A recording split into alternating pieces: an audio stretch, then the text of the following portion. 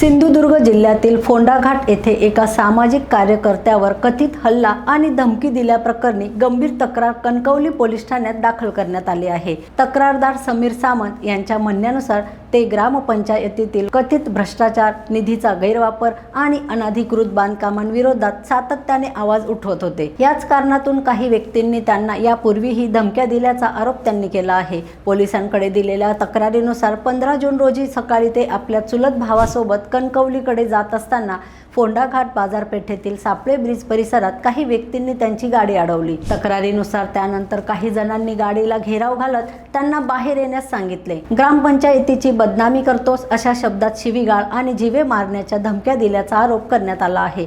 समीर सामंत यांनी पुढे असा आरोप केला आहे की काही व्यक्तींनी त्यांना गाडीतून बाहेर खेचून मारहाण केली। या झटापटी दरम्यान त्यांच्या अंगावरील शर्ट फाटला आणि गोंधळात त्यांच्या हातातील सोन्याची अंगठी तसेच 22,000 रुपयांची रोख रक्कम हरवली। तक्रारदाराच्या म्हणण्यानुसार ही रक्कम वाहन खरेदी विक्री व्यवहारासाठी सोबत ठेवली होती।